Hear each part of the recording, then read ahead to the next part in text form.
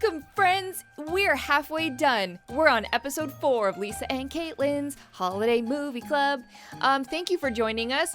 A little backstory. Kaitlin and I have been friends for 1,000 years. Did I say 100 years before? Well, now it's 1,000. I've upped it. And every year we text back and forth furiously about all of the holiday rom-coms that we are watching, specifically the very cheesy ones on all the streaming services, and we send each other like giant paragraphs. Just like, oh my god, can you believe this movie? It's so cheesy, but I love it. And this year we decided to actually record ourselves talking about it. I just threw my pen across the room. And so you guys could be a part of it, and now it's a club, and we're all in the club, and it's Holly Jolly Christmas time. Kaitlin, say hello to the people. Hello, people. Our favorite holiday friends. Yes, our club members. Our club members. Welcome to the club. There will be jackets. Lisa, can you make us jackets? Yeah, I want some nice like gold bracelets too. I think that'd be pretty classy. Members only jackets and gold bracelets. Yes. And so last week we talked about Christmas Catch and Christmas Perfection, the Lego Star Wars Holiday Special. And we're currently going through Dash and Lily, which is a TV show. It's a Christmas show, which we don't get a lot of those. But this week, we're covering 2 of them. We're covering episode 2 of Dash and Lily and episode 1 of Holiday Home Makeover with Mr. Christmas.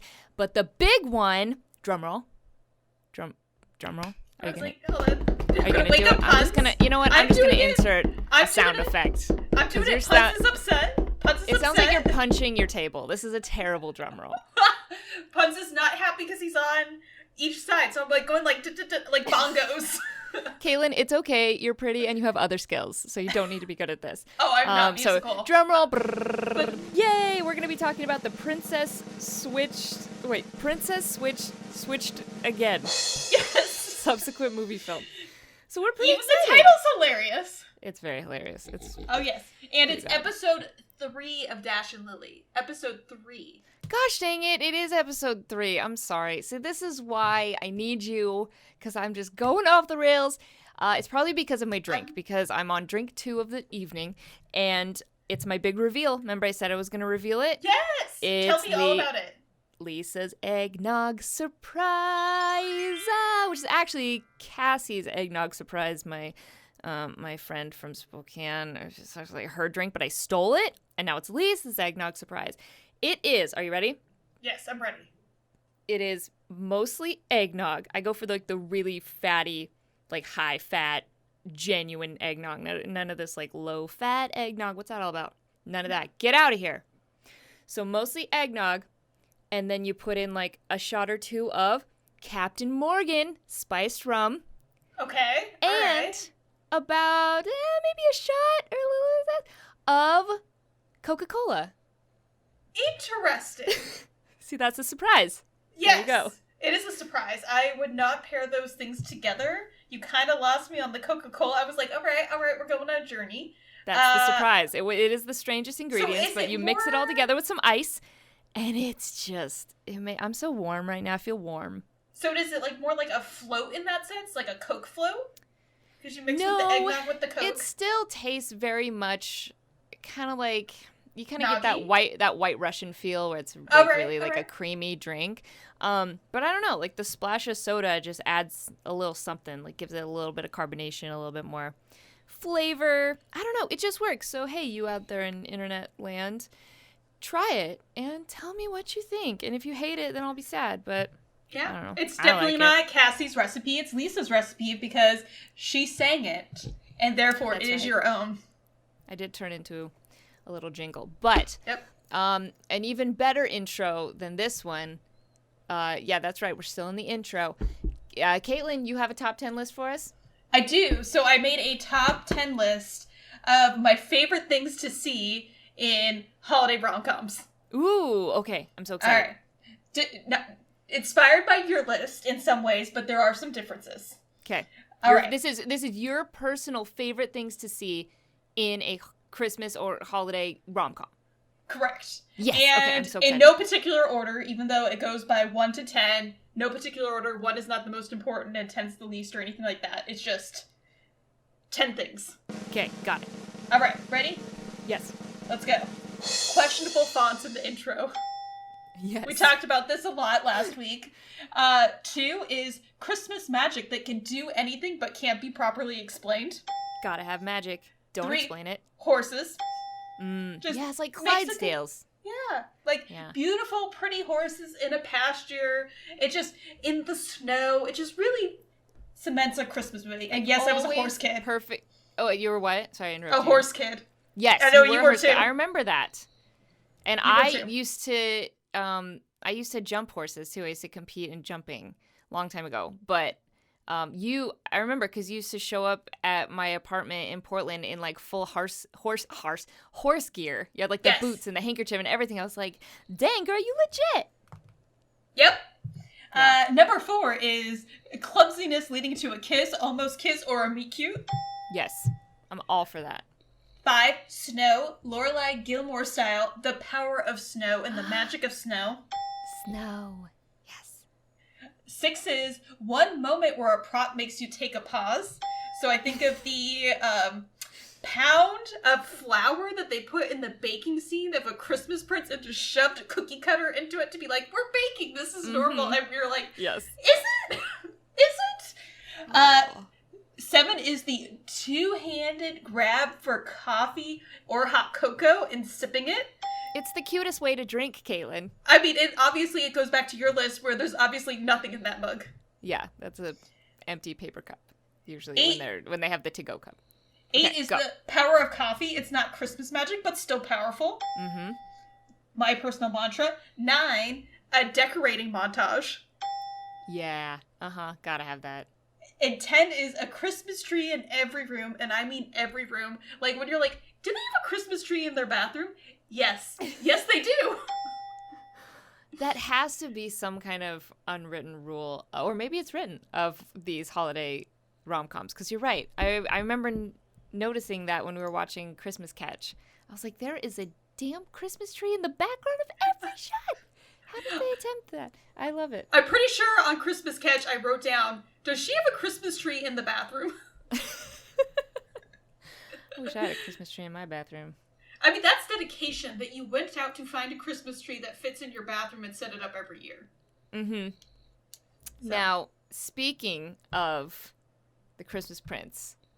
Yes. We suspected it for a while, right? Also, spoilers! Spoilers! What? Oh, yes. Okay, spoilers! This is our spoiler dance. We're dancing. You can't see us. It's an audio podcast.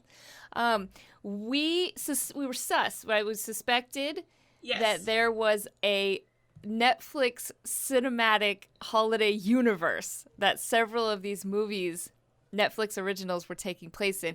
And dang it, if it wasn't confirmed in the Princess Switch Switched Again, which is the big one this week. I'm sure there'll be more next week, but like the big holiday push this week is Christmas Switch.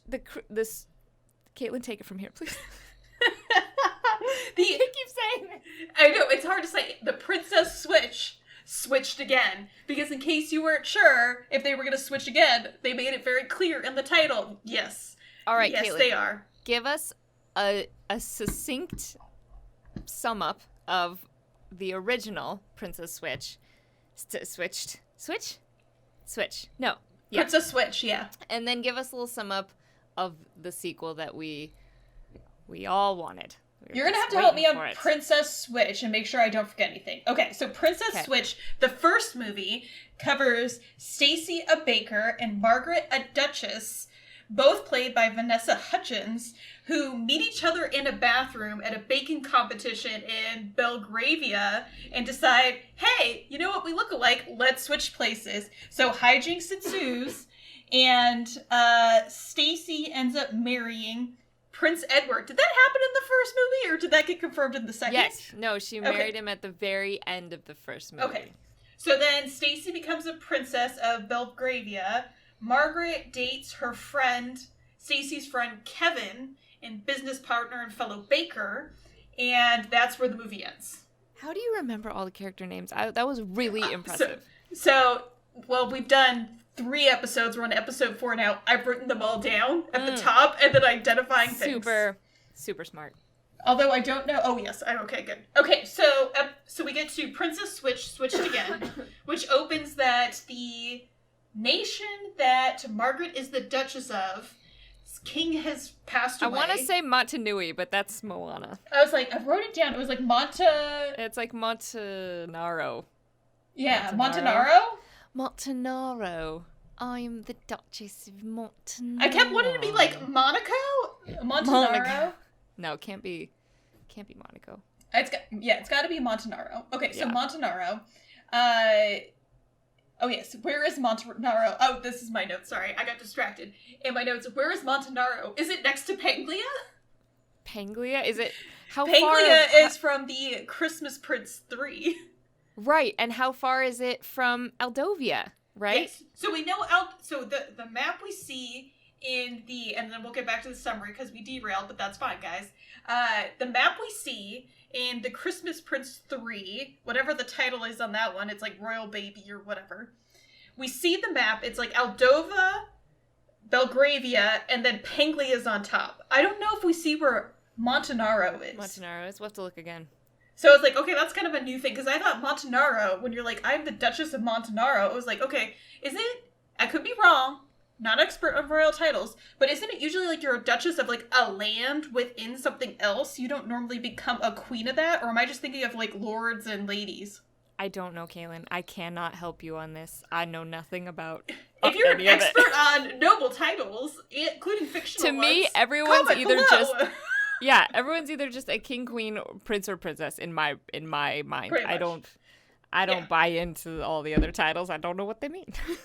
Because I thought in the first movie, I was like, okay, so Margaret is like the Duchess of a land within Belgravia. But then we come to find out she's the Duchess of another country. Right. Outside of Belgravia. So yeah, because she was going to marry the Prince of Belgravia and then they like unite the kingdoms or whatever. Yeah. Yeah. So in the second movie, we see Stacey is happily married to Prince Edward. They're going to Margaret's coronation because the king has passed away of Montanaro, and I guess somebody abdicated? I think that's part of the plot. By the way, that is Pun's snoring in the background. I'm dying. Puns Everything you say is just like this. Oh, it's so cute. Do I need to move him, or are you good? We're all good. It's adding to the ambiance, as I call it. Yes. Okay, and so during the preparations for the coronation for soon-to-be Queen Margaret, a third Vanessa Hudgens appears, which is Margaret's cousin, Fiona. Fiona. And so Fiona decides, you know what? She is short on cash, and so she's going to switch places with Margaret, get crowned the queen, send some money to a Cayman bank account, and go to a country without, I don't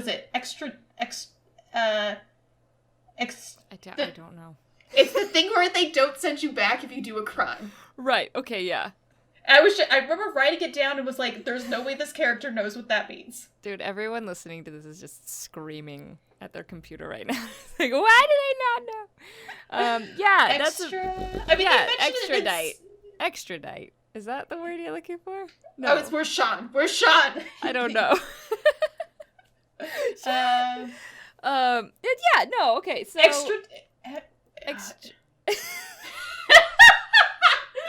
Let's get past it. It doesn't matter. We don't know. We sound like idiots. It's fine. Edited it, Lisa, where you just scream the word extradition. It's like something like that. I feel like we're getting further away. I wrote down extradition, but I think that's because of extra autocorrect. Okay, so anyway. I'm gonna look it up because I will not do this heist. Wrong.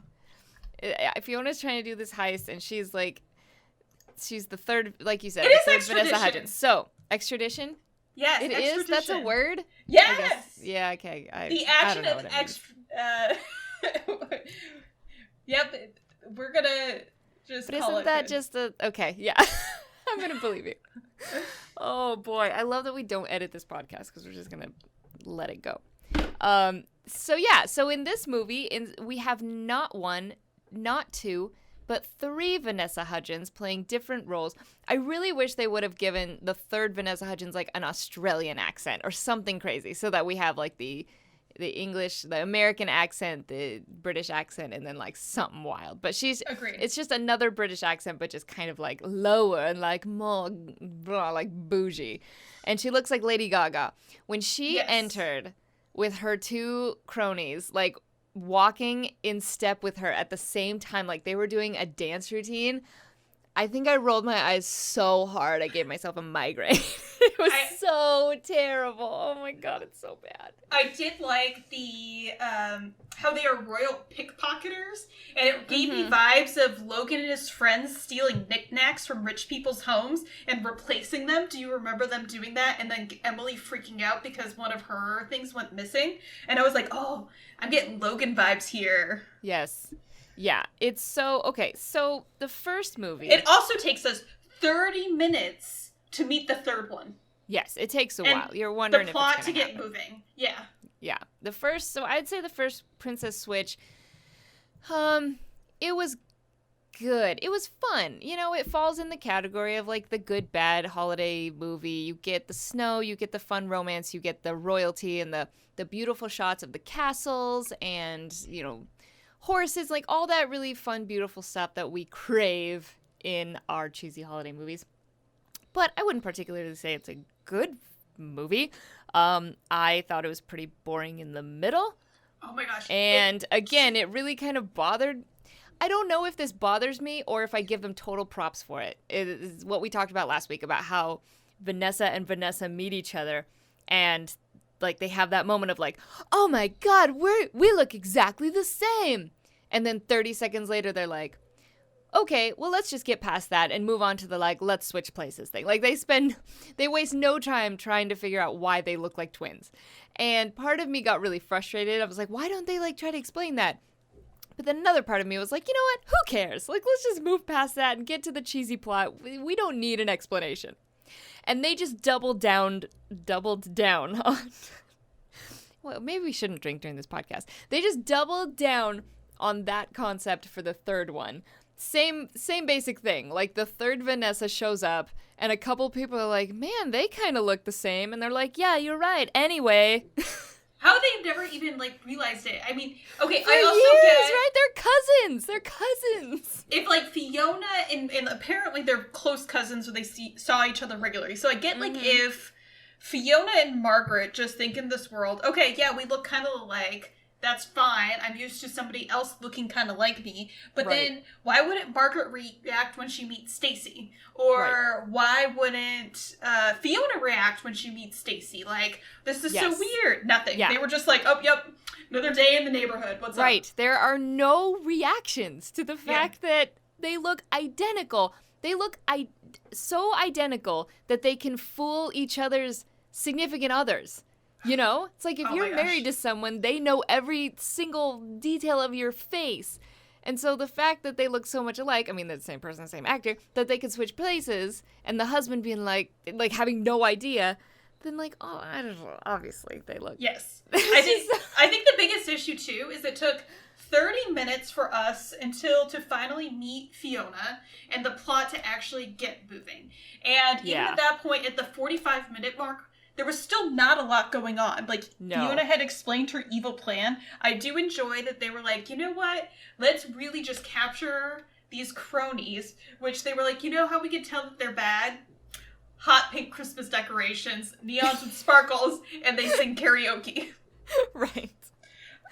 Yeah, everything was very stereotypical, you know, typical of a cheesy rom-com.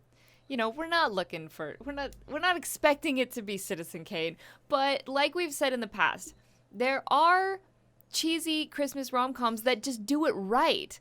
Like we've talked about 12 Dates of Christmas. Like there is a lot of cheesy stuff in that movie, but somehow it all works together to become a really enjoyable movie. I keep wanting to say film, but I know if I call one of these a film, you're going to yell at me and be like, it's not a film, it's a movie. Yeah, I think anything made for TV or Netflix may not be completely a film, especially in the holiday rom-com section. Yeah, we're just going to say movie. Yeah, I did enjoy, like, how in-depth her plot was when she explains it, that involved it came in back it down, and then mentioning extradition, and that she needed to go to a country where extradition is a nightmare, or there's no extradition policy. And I'm like, there's no way that she knows what that means, and two, there's no way that the cronies know what that means. Like, yeah, you didn't even need to include that. Just say get a Cayman bank account and we'll escape. Like, take to the sea on a yacht or something else is probably more accurate. Right. I also thought it was hilarious that she drove a convertible in the snow, which is highly unsafe and also cold. Doesn't everybody drive convertibles in the snow? Oh, yeah, of course. That's such a great idea. I also would like to note that I also was annoyed, and there was a missed opportunity that I wanted Fiona to be like, I'm not going to settle for Margaret. I'm going to do a double switch and switch over and become a princess of the country.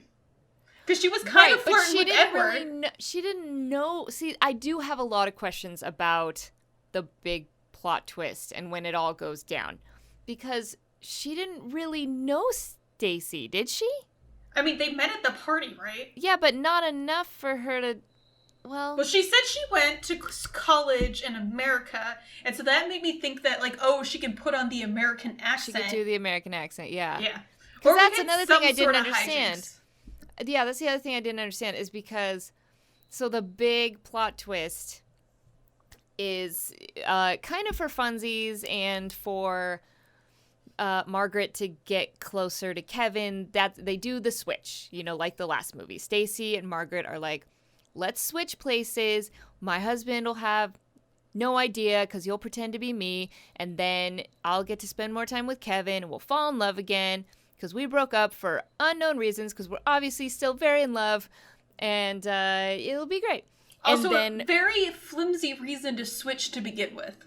Super flimsy reason. And I wish they would have given us more of a reason as to why Kevin and Margaret broke up in the first place. Because all they just kept saying was, we wanted different things. But they don't. Like, they didn't give us what those different things are. She's also, you know, the queen to be. If she's like, I need an hour and we're going to have this conversation, she can make it happen. She's about to be the most powerful person in that country. So the fact that they're like, oh, we have to switch so we can spend time together is just like, So after they do... Not completely possible, but... Yeah, after they do the flimsy dumb switch, they are then back in the same room because, well, okay, so the cronies kidnap Stacy thinking that she's Margaret, throw her in a dungeon because of course.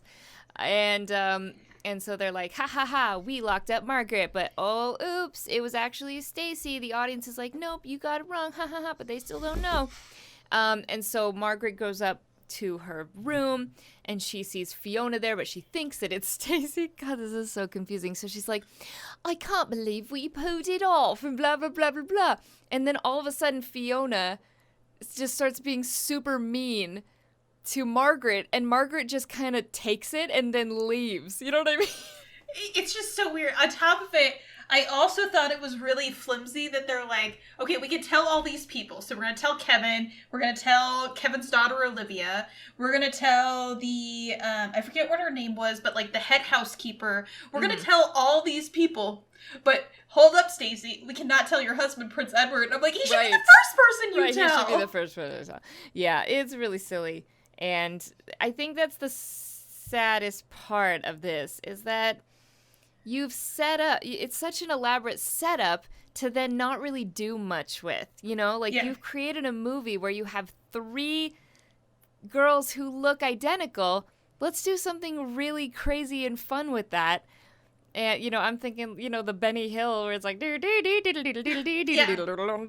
there's like hallway, you know, where everyone's popping in and out of the doorways and running across the halls and like, who's the real one? You know, like just like give us some over the top craziness with these 3 characters that look identical. But they didn't really do that. I feel like they just kind of threw this together, and it makes me sad because there's so much comedy that is we don't get because they just kind of phoned it in. But yes, they could have done more with it. I think also I was not a huge fan of the aide that we got introduced, Antonio, who said baking's not a real job and was like, Paul Hollywood's coming for you. Like, and Also, his pitch to Margaret was the reason we should be together is because everyone says we should be together. And I'm like, that's the worst reason to say. Everyone says we should be together. Yeah, he was a terrible character. I did appreciate the switch on him where he's like, I know you're Fiona, cut me into this deal and let's do something. And I wish they would have done more with that. Like, because of Antonio getting added to the equation, that they could have done more. Or if he was a turncoat and had been in on the thing with Fiona to begin with. Like, okay, I could have appreciated that and we could have gotten something. But I think it's like the pacing was just off. And they didn't do as much as you were saying. Like, the intentional comedy of there's the free Vanessa Hudgens. Like, let's make it more fun, especially with the cronies. Yeah. So, obviously take everything we say with a grain of salt because we live to tear these movies apart. Like, that's absolutely our favorite thing. I will say, hair, makeup, and the costumes were amazing. I think they did a really good job with it. The Christmas decorations and the decorating montage. I love a good decorating montage. Yes, that was great. That was great. Yeah, I think it's just... You could have done more, and I think the issue was we had with Princess Switch to begin with, too, is like, it's okay, but you just didn't get...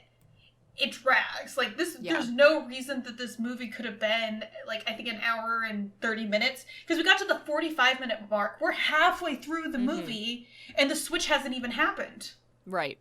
No, I agree. I think the first movie is better. So I think if you're... like we said before, there are so many of these movies coming out on a weekly basis during this seasonal time. You can't watch all of them. We certainly can't. Yeah. So I would not put Switched again on your list. I would maybe put the first one on there if you really want a taste of it. But there are better ones, so maybe not waste your time with this one. But unless but again, grain of salt. It fits the mold of cheesy Christmas rom-com, and if you love those, then you will love this. We don't hate here. We judge because we that's our favorite thing to do with holiday rom-coms, but we don't hate. We love all of these movies. Agreed. And I do appreciate, I think the cameo alone was the best part of this movie and made me so happy. The cameo! So you get to Margaret's coronation. She looks amazing. Like, the whole gowns, what everyone's wearing looks great. It's gorgeous. She's walking down the church to get inducted. I was gonna be like coronated. Yeah, I was like, what's up? Yeah, crowned is better. Crowned. Crowned. And we get a cut to our favorite royals in the Netflix universe. And I don't know their names other than their baby was named Ilaria. We don't need to know their names. It is the reporter chick, the American chick, and the prince from Aldovia, from the Christmas Prince. The most beloved Netflix Christmas movie of all time. As cheesy as it was amazing. And them appearing in what appears to be a neighboring country has confirmed that we have a cinematic universe where all of these movies are intertwined and they're all connected. Yes. So exciting. However, wait. Amber and Richard of Aldovia. Yes. Okay, Amber and Richard. Yeah, so Amber and Richard of Aldovia are there for the coronation, which is so funny because remember in Frozen 1 how there's a quick shot of Rapunzel and Flynn Rider there for Elsa's coronation? Yes. I was like, that's kind of cool. Like, neighboring country, it's their little universe and this little universe. Which, this poses the question, and this makes me excited. Are we going to get an ultimate holiday royalty Netflix crossover event? Yes. Next year, for sure, we will have a movie with both royals, with both sets of royals. Like, 100%, that's what they're setting up. But I hope so. I cannot wait. I also hope you get your wish, where we get the fourth Vanessa Hudgens, but she has, like, an Australian accent or something else. However, okay, correct me if I'm wrong. You probably don't remember, because it was a bazillion years since you watched the first Princess Switch. But I remember... God, was it Princess Switch? They were sitting on the couch browsing Netflix, Margaret and Kevin, and Christmas Prince was on there.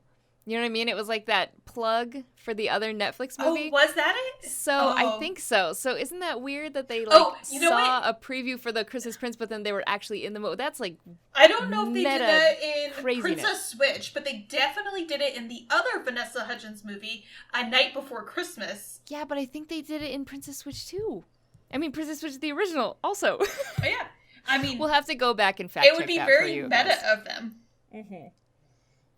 Well, I think we need to move on because we've beat this beautiful jingle jangle Christmas horse to death. So what's next on our list?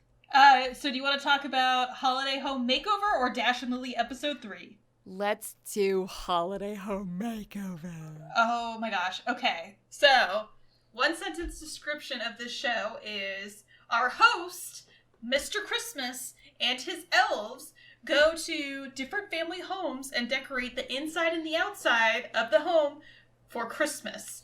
My favorite part of Mr. Christmas, I'll kick it off, is that his dog is named Ebenezer or Ebby. Oh, he's so cute. Oh, yes. Ebby is adorable. Ebby is adorable. Are you a big, HGTV fan? Do you follow a lot of these home makeover shows? Like, doesn't Property Brothers kind of do that? Or yeah, I'm not extreme a home huge makeovers. Home makeover show person. I'm not a huge HGTV person. Yeah. Like, the best I can get is, what is it? That show where they're like, here are the 3 different houses, and then you choose between. Oh, yeah. What is that one? I'm more like real estate. I know what you're talking about. Yeah. I know what you're talking about. That's a fun one. Yeah. So I'm the same. I don't watch the channel all the time. I don't follow any of these home makeover real estate shows religiously, but I do enjoy them when I just happen to be at somebody's house and it's on. Or if, there's like a marathon, I just happen to be somewhere where it's playing. I do enjoy them. I think they're fun. And this is a brand new series on Netflix, which I presume was filmed last Christmas. I think so, because they all take place close to Christmas. Yeah, it's all at Christmas time. Where it's your basic setup of a home makeover show where there's a family with a need, some turmoil in their family, nothing too dramatic, but in this one we have a couple with 2 young kids, and every single year they do Christmas at her mom's or his mom, or they're just always traveling on Christmas Day, and they're sick of it, and they want to do Christmas at their house this year, which I totally understand. I was the type of kid that loved doing Christmas at my own house every year. I hated having to get up and get dressed and rush the whole, opening presents thing at my own house so that we go to this grandma's and then go to this grandma's and go to this uncle's. Like I never liked that. I loved waking up on Christmas in my house with my parents and then just staying there all day. That was my dream. Those were That's how mine is too. Christmases for me. Those made the best memories for me. So yeah, you were the same way? Yeah, I'm the same way. We usually didn't travel too much for Christmases. We were always home. I did think it was interesting, the premise of the show, with how they kind of mixed in a little bit of like crafts, so a little bit of like, here's what we're doing and here how you could implement it at home. Yeah, there's some DIY stuff in there. Yeah, it's kind of Pinterest come to life a little bit. Throughout the show, they will show you how to do your own super easy crafts. That garland they made with the peppermint candy. Yeah, at first still I in was the like, wrapper. I was like, I don't know. And then I was like, I'm here for it. It looks so really good on the cute. tree. Yes, it looks really cute on the tree. I don't like that it. You don't. I didn't like it on the cone. When they start hot gluing it on the cone, I was like, that's a bit too much. Garland with the peppermint candies, very cute. Yes, and I like how you don't even have to unwrap the peppermint candies. He basically just took a whole package, peppermint candies, wrappers still on, glued one wrapper to another, made a huge garland, and they strung it on the tree, and it looked awesome. And that would be something I could do with my kids and have a really enjoyable time. I have to make an announcement. Caitlin, I have to make an announcement. Make an announcement. I am not crafty, and I do not enjoy doing crafts. I'm sure I'm in a minority there, but like I don't like it. It's too messy. You need too many ingredients. There's so much cleanup. Usually I'm with a kid when I'm doing it, and there's just like paint and glue just everywhere. It frustrates me. I'm not very creative when it comes to like craft stuff like that. So I need it to be really dumbed down and really easy.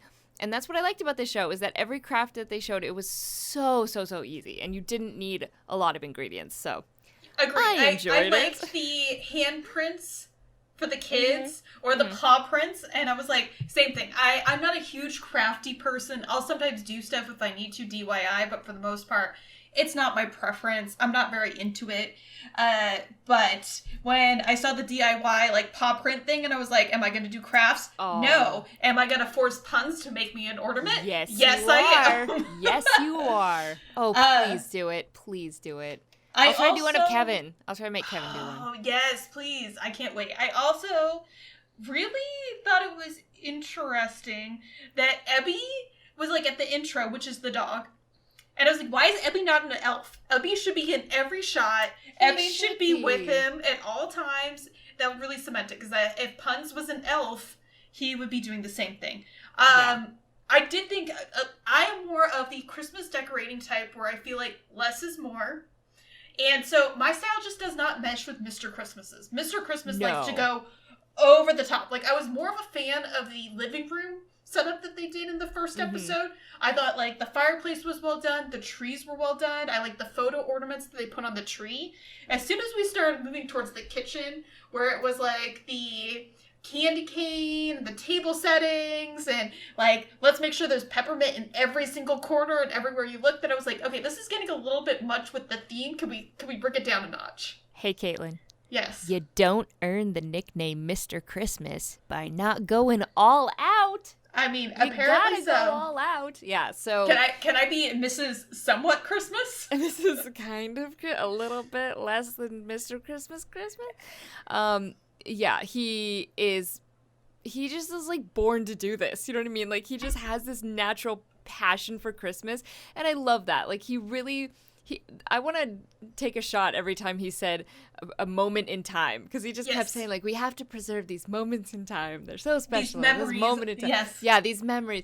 And I love that, because life does move really fast, and I agree that you gotta, like, you know, stop and enjoy it while it lasts. I think that's why we watch all these dumb holiday movies, you know, because we want to make sure that we get our fill of holiday magic every year, because it does go so fast, especially when you're an adult, you know. It's like you blink your eyes and it's freaking New Year's and you're like, cool, I feel like I didn't even get to, especially this year, we can't do anything for Christmas because everybody's got shut down. But I know. You know, I did enjoy, like, I also enjoyed, too, like, his, like, bringing in vintage things or other things that are being very DIY and resourceful, which was nice, instead of just, like, you have to buy what's new, go get this new thing, this is the only thing you can do, versus, like, using these things, or this could be simple, or, like, let's improvise. So I did appreciate that as part of the show. But honestly, like, his style is just a little bit more over the top for me. I think it would be a folding laundry show for me. It wasn't my favorite, but if I had it on the background, I'd watch it. I also have to say, the snow outside was a very cute touch. Totally over the top. It was very cute. I also appreciated them all getting matching family PJs. Very cute. Yes. Which was very cute. Yeah. You know, I don't know if I'm going to watch any more episodes of the show. I feel like one kind of gave me the taste of it, and I enjoyed it. You know, again, like you said, I don't know if I'm going to keep watching. But I will say two things. The mantle scene, where that thing kept falling down, I lolled. Like, for reals, I laughed out loud. Very, very funny. Those pine cones were so big. Like, where do you find pine cones that big? They're, like, the size of newborn babies. These pine cones are so huge. I know, they were gigantic. And I will say there was a house around the corner last Christmas that did fake snow out front of their house, like, every evening. And it was Chloe's favorite thing in the whole world. She was 3 at the time. And every time that she saw this snow happening at this house, she would, like, run over and, like, dance in it. And I'm like, that is Christmas joy right there. Like, look how happy that little girl is. Oh, yeah. She's getting snow in the desert, and she loves it. So I'm a fan of the fake snow. I think it's great. Yes. But yeah, so that's probably all we need to talk about Holiday Home Makeover. If you like those type of renovation, decorating, DIY type of shows, it's for you. Maybe not for us, but we enjoyed it, and you'll probably enjoy it. Yeah, Caitlin, it's also family friendly if you need something to watch with your parents or something else. Very it's a good, I feel like it's going to be one of those good shows to like put on in the background from like beginning to end on a day where like you and like your relatives are decorating or baking. You know what I mean? Like when you're in the kitchen baking for Thanksgiving dinner and you're just all there all day, it's like the perfect show to put on in the background because you don't have to pay attention every single second and it's like whimsical and jolly and whatever. Oh my gosh, my AirPod fell out. Caitlin, take us into the next section while I fix this. All right, so we're heading into episode 3 of the Netflix holiday series. So we're staying with TV, which is Dash and Lily. Episode 3 was my personal favorite of the entire series, so I'm very excited to hear Lisa's thoughts on it.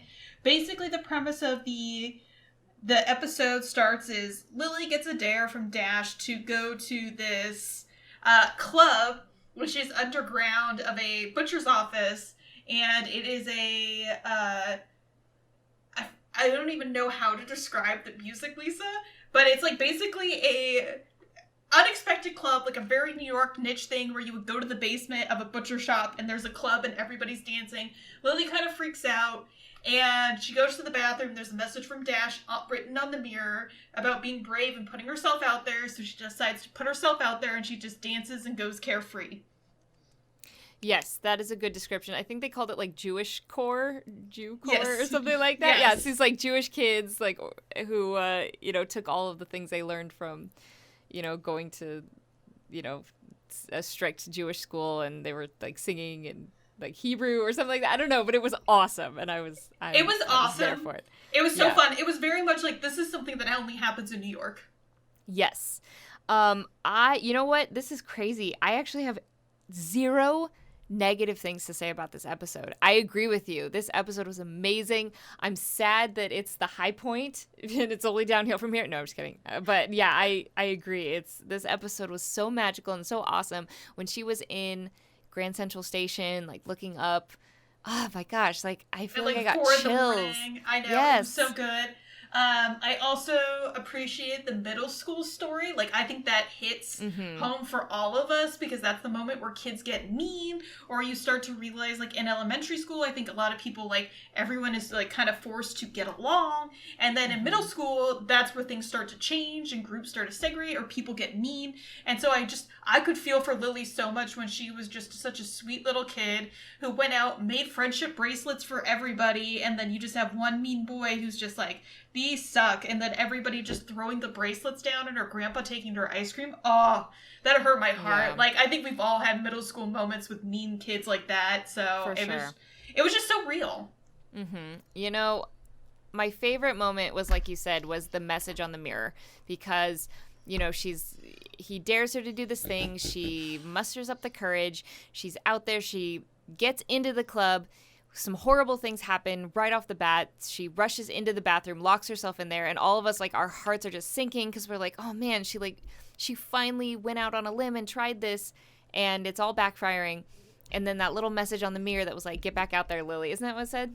Get back out there? Something like that? It was something like that, and I just love that he wrote that because it signifies that he's starting to get to know her so well through the notebook that he knows she's going to need that pep talk. And I love that. Like, they're starting to become not as anonymous. Like, he's really starting to learn her habits and learn how she operates. And so the fact that he, had enough sense to put that on the mirror to inspire her to get back out there, I really thought that was so sweet and so clever. And I don't think I've seen that before in a show or movie. So I appreciated that. And yeah, the whole thing was just so sweet. And I've really come to love these two characters, and I can't wait to see how it all concludes. Yeah, I loved Lily's dress. She went out of her comfort zone and wore something so different in that cute little blue dress. How about all the bobby pins? She had 4 different colors of bobby pins that they were all mushed together on her hair, but they all were crisscrossing. It was really, really cute. I've never seen that before. I'm like, I want to do that to my hair. That was really cute. You should do it to your hair. That'd be really cute.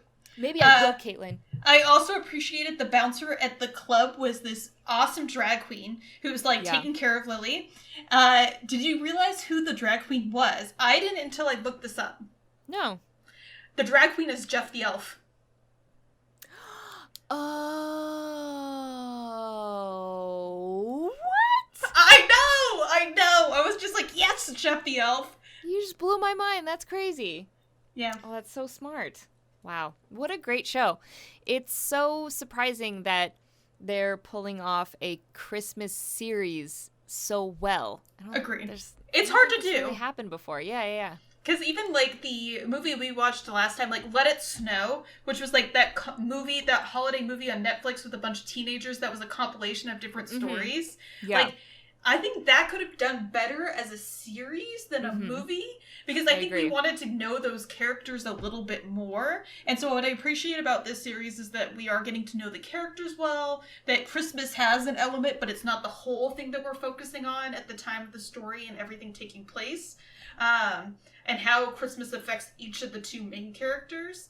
So, yeah, I think it's just really well done and really thoughtful. Also well acted. I think so far everybody who's been acting in this series has been phenomenal, which is sometimes you get these series and you're like, you're really not into this. Yeah, I appreciate that too, because there is kind of this acceptable level of acting when it comes to holiday movies. You know what I mean? We just kind of accept overacting and kind of bad acting. You know what I mean? It's like we're kind of fine with it because it just kind of comes with the territory. So when movies actually kind of go out on a limb and, cast non-beautiful people, you know what I mean? This is not an insult to these actors. I just mean that every rom-com and Christmas movie that you watch, they just cast these absolutely gorgeous actors and then try to convince us that they're single and they're clumsy and like no one wants to date them. Like, it's so unbelievable. Like, the chick in Christmas Catch was like a freaking Victoria's Secret model. Like, she's beautiful. And yet, she's been single her whole life. Like, that really bothers me. But again, it comes with the territory. But I thought with Dash and Lily, like, the casting is so real. Like, I feel like I could just run into any of these people at any moment, in downtown Las Vegas or wherever. So I love the casting. I love the acting. The writing is so much fun. I can't wait to see how this unfolds. So I also like the chemistry. That I think they really did a good job of chemistry checking all the people that they casted and just making sure everything vibed well together. I will say, before we wrap up this episode, the other thing that I thought was beautiful is when they're in the restaurants and they're like switching between and it pans and it's them sitting across from the table. Like, this show is just really beautifully shot. It's kind of like a little bit like a love letter to New York in a lot of ways, which I also appreciate. I really like movies that really highlight the location. You know what I mean? That the location is kind of a character in and of itself in the story. So, yeah, so we've just like gushed about this enough. Yes. We will do episode 4 next week. And I think we're going to also maybe talk about Jingle Jangle. We're both watching that. It's not really cheesy. Yeah, it's not really a cheesy rom-com like we usually talk about. But so far, we both started the movie and we both love it so far. So maybe we'll talk about maybe some musicals. Maybe next year. we got to talk about some next musicals. week. And Lisa, would you ever do a musical? Oh, are you kidding me? I would love to do a musical. I love musical movies. Unless I was they're gonna terrible, say, and then I don't like them. you're a triple threat, so I feel like you would be absolutely like, please sign me up for a musical. Yeah, I love most musicals. I was not a huge fan of like La La Land. I don't know, everyone was like, oh my god, La La Land's so amazing, but there's so many things that like really piss me off about that movie. But in general, I love musicals, so yeah, maybe we'll talk a little bit about that. There's a couple other movies, like there's like A Country Christmas. What else? Yes, Country Christmas. There's another one that Netflix just uploaded. I forget what it's called. Oh, there's like a Feliz Navidad came out. Feliz Navidad. Feliz Navidad. Let's get it right. Navidad. With Mario directed Lopez, by Melissa Christmas. Joan Hart. Yes. Sabrina Queen of and Christmas. Queen of Christmas and Mario Lopez, because we have to get Lisa's fix of Saved by the Bell characters in Christmas movies. Yep, it's not Christmas till I see one of them Saved by the Bell has-beens on there acting it up. I think also Holiday House came out, which was the Hallmark movie that featured 2 gay leads. Oh, which was like the first holiday movie, which I think is awesome. I don't have, I think I need to get the Hallmark app on my TV or something like that. The Christmas House. Okay, Christmas the Christmas. house. Okay, so I have Hulu, Amazon. Yeah, we'll look around. We'll make sure we select some good ones for you guys. Of course, tweet us your suggestions. I'm at Lisa Foyles. Plug your stuff. We have to watch Happiest Season, which is the one with Dan Levy and Kay Stewart. Kaitlin, plug your stuff. So I am going to plug. I'm just really excited about this movie on Hulu. If you have any recommendations, let us know. You can always follow me on Twitter at KStewTurley and Instagram, same at KStewTurley. Puns is also on Instagram and also appears on my Twitter, but Puns' Instagram is at punsofdamage. Also, don't forget to buy Lisa's book if you are looking for a gift for a young fantasy reader. You're so sweet. Yes, it's called Ash Ridley and the Phoenix. It's on Amazon, Barnes & Noble, lots of different booksellers all over the internet. Also, I a bunch of read the independent audiobook. bookstores also have it. I looked it up, Yes. including my friend's mom's bookstore in Chicago, Lake Forest. Yes, bookstore. Obviously, go for the So- independent bookstores first. I'm not even sure all the locations that have it. You know, my publisher mostly just gave me the, Amazon and the Barnes & Noble links, but I know there's a lot of different places that have it, so seek those out first. I also read the audiobook in case you're into that. So yeah, it's a great gift for a young reader in your life, and I would appreciate you picking up a copy. It would make me so happy and full of joy. And you know what, Lisa, Kaitlin? You fill me with joy. This is a joy. You fill me with joy. And you know who else fills us with joy? The Warp Who? Zone, because they keep featuring you. Yes, they do. There's a brand new Mandalorian sketch that I'm the narrator of. It's super, super cute. Check it out. The Warp Zone's YouTube channel. And until next time, I hope you guys have a lovely Thanksgiving. Probably all alone, but, because you're doing your part. I've been Wear a Lisa. mask, social distance. Yes, wear a mask, social distance, be safe. And Love have you a guys. holly jolly season. Have a holly jolly season. Bye! Bye!